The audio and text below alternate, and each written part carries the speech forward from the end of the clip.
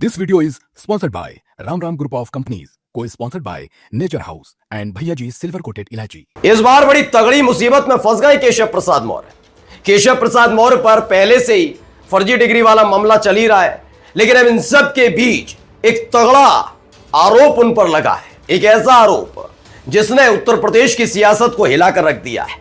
लोग सवाल पूछने लगे हैं कि स्वच्छता और ईमानदारी का ढिंडोरा तो बीजेपी पीटती है, लेकिन देखते ही देखते यह अकाउंट बढ़ता कैसे चला गया। जी हां, आय से अधिक संपत्ति का एक बड़ा पर्दाफाश केशव प्रसाद मौर्य के खिलाफ हुआ है और माना जा रहा है कि ढंग से जांच हुई और आरोपी पाए गए तो कुर्सी छिन सकती है। बड़ी खबर है। जी हां, केशव प्रसाद मौर्य डिप्टी सीएम से पूर्व डिप्टी सीएम हो सकते हैं। आज एक एक सबूत आपके सामने रखने जा रहा हूं। जो आरोप लगा है, क्या आरोप लगा है, क्यों आरोप लगा है और उसकी गंभीरता कितनी है, आज मेरी इस वीडियो में देखिएगा। नमस्कार, मैं हूं प्राज्वल गौतम और आप देख रहे हैं खबर चौक। यार, कोई जानता है कि कोल्ड वॉर चल रही है। कोल्ड वॉर बीजेपी के अंदर, cold war Uttar Pradesh BJP के अंदर, कोल्ड वॉर उत्तर प्रदेश सरकार के अंदर। बीजेपी के अंदर का मतलब है मोदी शाह वर्सेस योगी आदित्यनाथ। उत्तर प्रदेश बीजेपी का मतलब है बीजेपी के प्रदेश अध्यक्ष भूपेंद्र चौधरी, ब्रजेश पाठक, केशव प्रसाद मौर्य यानी संगठन वर्सेस योगी आदित्यनाथ, और सरकार यानी केशव प्रसाद मौर्य वर्सेस योगी आदित्यनाथ। यार, कोई जानता है कि योगी आदित्यनाथ जानते हैं कि अगर उनकी कुर्सी पर किसी की नजर गड़ी हुई है तो वो कोई और नहीं, केशव प्रसाद मौर्य। केशव प्रसाद मौर्य का नाम 2017 में मुख्यमंत्री पद के लिए चला था मनोज सिन्हा के साथ। वो बात अलग है कि आरएसएस का प्रेशर और दबाव पड़ा और उसके फौरन बाद ही योगी आदित्यनाथ के नाम का ऐलान कर दिया गया था। बताया गया कि कार्यकर्ता चाहते हैं, लेकिन कार्यकर्ता नहीं, वो आरएसएस चाहता था। बात अलग है कि 2019 के बाद योगी आदित्यनाथ आंखों में खटकने लगे मोदी शाह के, क्योंकि मोदी शाह वहां मजबूत हो चुके थे, आरएसएस से दूरी बना ली थी, योगी आदित्यनाथ को घेरने का कार्यक्रम चल रहा था। लेकिन इन सब के बीच केशव प्रसाद मौर्य अपनी मौजूदगी दर्ज करा रहे थे। 2022 में योगी आदित्यनाथ ने इसका एक तरीके से काट ढूंढा था। क्या काट ढूंढा था वो बाद में बताऊंगा, लेकिन पहले ताजा आरोप जो केशव प्रसाद मौर्य पर लगे हैं वो देख लीजिए। तो भैया खबर देखिए, ये खर्रा पूरा तैयार होकर आया है। इसमें क्या क्या बताया गया है जरा गौर से देखते चलिएगा। इसमें डिप्टी सीएम केशव प्रसाद मौर्य के चुनावी जो हलफनामा शपथ पत्र है उसको लेकर है। उसमें बताया गया है कि 2017 के मुताबिक उनके पास 77 लाख 88,000 समथिंग थे। 2022 में वो बढ़कर 1,29,00,000 हो गए। देनदारी जो थी वो पहले ज़्यादा थी, फिर कम हो गई। तनख्वाह उनकी इतनी है, फिर भी उसके बावजूद उन्होंने देनदारियां तो चुकाई। उनकी जो संपत्ति है उनमें इजाफा हो गया। ये पैसा आया कहाँ से? जी हाँ, ये सवाल जो पूछ रहे हैं वो पूछ रहे हैं अमिताभ ठाकुर। ये पूर्व अधिकारी हैं, आईपीएस अधिकारी ऑफिसर रह चुके हैं, और इन सब के बीच इस समय वो एक अपना संगठन चलाते हैं। उसी के तहत उन्होंने इसका खुलासा किया है। देखिए, अमिताभ ठाकुर ने लिखा भी, यूपी के डिप्टी सीएम केशव प्रसाद मौर्य के साल 2017 से 2022 के चुनावी शपथ पत्र में उनकी परिसंपत्ति विषयक तथ्यों के संबंध में अमिताभ ठाकुर द्वारा जांच की मांग की गई है। अभी जांच की मांग की गई है कि भैया चेक करिए पैसा आ कहां से रहा है, क्योंकि आप तो भाई बहुत ईमानदार है ना बीजेपी वाले सारे। तो उन्होंने पूछा ही पैसा आया कहां से। अब मैं आपको यही बता रहा था कि देखिए हुआ क्या है कि अब तक बहुत मुसीबत में फंसते नजर आ रहे हैं केशव प्रसाद मौर्य भी। लेकिन खबर सिर्फ ये नहीं केशव प्रसाद मौर्य फंस रहा है, उधर योगी आदित्यनाथ को भी कमजोर करने की प्लानिंग हो रही है। दोनों स्थिति में पहले समझाता हूं केशव प्रसाद मौर्य के जरिए। दरअसल 2017 में डिप्टी सीएम बने योगी आदित्यनाथ, मुख्यमंत्री बने। 2019 में मोदी शाह पूर्ण बहुमत के साथ बीजेपी में सरकार में आए।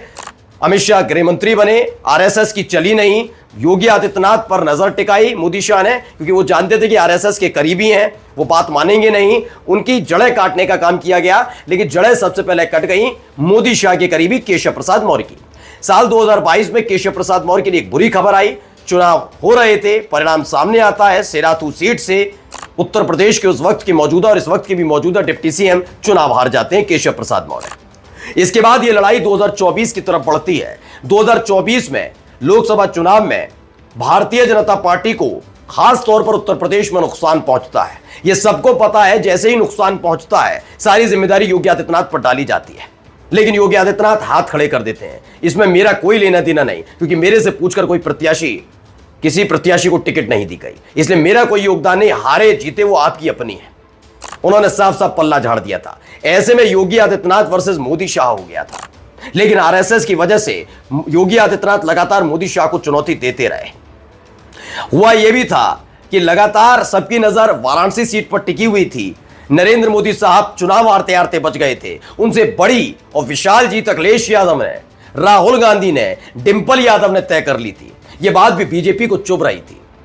संगठन के अंदर से आवाज उठने लगी थी कि सरकार ने उस वक्त चुनाव के दौरान साथ नहीं दिया, इसीलिए ये जबरदस्त हार हुई है। बहुत सारी चीजें, संगठन बड़ा नहीं होता सरकार बड़ी होती है, इसको लेकर विवाद हुआ। केशव प्रसाद मौर्य की जगह से बयान आया कि संगठन बड़ा होता है सरकार बाद में होती, बहुत सारी चीजें तब वहां से चलने लगी और फिर केशव प्रसाद वर्सेस योगी आदित्यनाथ आमने सामने होने लगा, जिसके बाद केशव प्रसाद मौर्य के पर्चे खुलने लगे।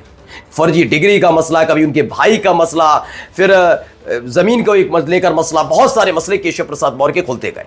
इन सब के बीच पल्लवी पटेल से योगी आदित्यनाथ ने मुलाकात कर डाली, जो समाजवादी पार्टी की उस वक्त अखिलेश यादव से नाराज चल रही सपा की विधायक और तो और अनुप्रिया पटेल की बहन और केशव प्रसाद मौर्य को हराने वाली सिरातू सीट से सपा की विधायक। जैसे ये खबर आई तो पता लग गया कि अनुप्रिया पटेल और केशव प्रसाद मौर्य दोनों को साइडलाइन करने के लिए पल्लवी पटेल को मतलब एक तरीके से अपने साथ सक्रिय किया जा रहा है, लेकिन वो ज्यादा दिन चल नहीं पाया, हो गया वो भी दाव उल्टा। अब करनी सेना वाला जो हिसाब किताब बना उसमें योगी आदित्यनाथ पड़ गए अकेले। आरएसएस ने हाथ पीछे खींच लिया। जिन ठाकुर और क्षत्रिय विधायकों के दम पर वो मोदी शाह और केशव प्रसाद मौर्य को चुनौती दे रहे थे, वही ठाकुर विधायकों ने, ठाकुर नेताओं ने योगी आदित्यनाथ से हाथ पीछे खींच लिया। अब टक्कर की लड़ाई है, वहां सत्ता का इस्तेमाल करके ये तमाम चीजें निकलकर सामने आ रही हैं। जहां केशव प्रसाद मौर्य की कुर्सी छीनने की कोशिश हो रही है, तो वहीं योगी आदित्यनाथ को कमजोर करके योगी की सिंहासन को डोलाने का काम लगातार केशव प्रसाद मौर्य कर रहे। देखिए खबर भी निकल कर आई। वैसे तो तमाम न्यूज चैनल इससे बचते नजर आए, लेकिन एक वेबसाइट मिली, उसमें हमने देखा शुभ लाभ, डिप्टी सीएम केशव मौर्य की आय से अधिक संपत्ति की जांच की मांग। आजाद अधिकार सेना के राष्ट्रीय अध्यक्ष और पूर्व आईपीएस अधिकारी अमिताभ ठाकुर ने यूपी के मुख्यमंत्री योगी आदित्यनाथ को पत्र भेजकर उप मुख्यमंत्री केशव प्रसाद मौर्य के चुनावी शपथ पत्र में उनकी संपत्ति के संबंध में दी गई जानकारी से सामने आए तथ्यों की मांग की है। उन्होंने लिखा है कि इनकी 2017 में चल संपत्ति 77,88,519 थी, जो 2022 में बढ़कर 1,29,45,000 समथिंग हो गई, यानी 51,57,000 की वृद्धि हुई, तकरीबन 50 लाख मान लेते हैं।